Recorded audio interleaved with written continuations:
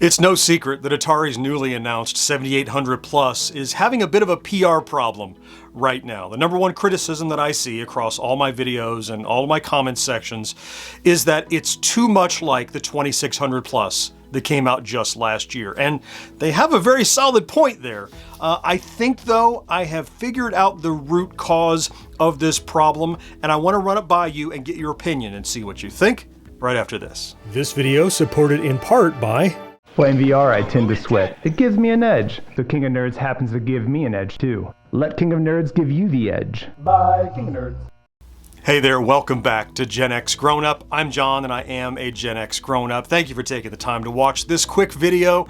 It was during my regular weekly live stream every Tuesday morning over on Twitch where I'm editing our podcast, and I spend time there talking with friends and fans who are in the chat.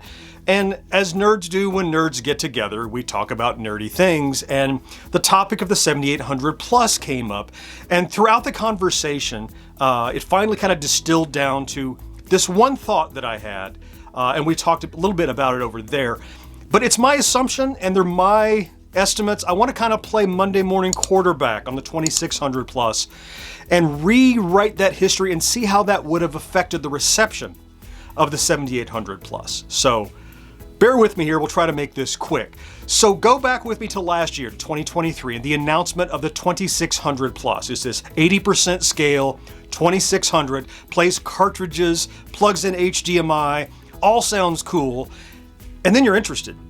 You keep reading, and you're like, oh, and it plays 7800 games. I'm like, well, that's interesting. The old 2600 didn't do that. That's an additive, that's a bonus that made people more interested probably in the 2600 Plus. My supposition is Atari didn't know how well this 2600 Plus would go, and so since it was an emulation box, they said cartridge size is the same, physical cartridge dimensions, you know, the plug. Why don't we just support 7800 carts also, because we can?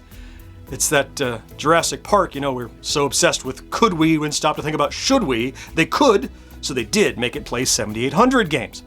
And that increased probably the interest level in the 2600 Plus by, I'm going to spitball here, these are made up numbers just from my own experience and reading, maybe it made it 15 to 20% more interesting to more people than if it had just played 2600 cartridges. Okay, fine. Then it did well. And so fast forward to just last month, whenever it was, they announced the 7800 Plus, and they said, hey, this is the 7800, 80% scale. It does what the 7800 did, of course. It plays 7800 games and 2600 games, and people go, whoa, wait a second. Didn't last year's thing do that? It did. Now, there are internal upgrades in the 7800. It's not just the exact same thing in a new shell. There are new internals, there are new chips, there is new logic, things are supposed to be better. We haven't seen all that yet. That's as advertised, what we know is coming. But I think the 7800 Plus came about because of the success of the 2600 Plus. When they made the 2600, they never expected to be making a 7800 1 year later. If they had actually not included 7800 emulation compatibility with the 2600 Plus, think about how much different the reception would be right now for the 7800 Plus. I estimated that had the 2600 Plus not had 7800 emulation, interest in it may have been about 15 to 20% lower. Compare that to now the 7800 Plus. If it was the first device of its line, the first one since, different from last year, and now it does 7800 with backward compatibility to 2600, I think the negative blowback, the criticism of it would be much offset by, I'm gonna say 40% or so. And look, we can't rewrite history. We can't change the way it was, but it seems to me, had there been a roadmap, a full plan going, we're gonna commit to this one, then this one, and this one over the next 3 years, and you mapped out what features do we put in the 2023 release, the 2024 release, the 2025 release, whatever that might be, if you could look down the road, it would have been a smarter move to not include 7800 support on the 2600 Plus, because it would have improved the profile and reception of the 7800 Plus this year. What do you think?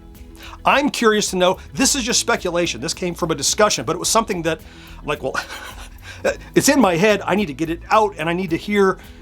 Do you think those numbers are off? Do you think if this 2600 had not done 7800, there would still be the same? I can't imagine there'd be the same criticism of the 7800 plus because it's not the same thing as last year, even though the internals are the same.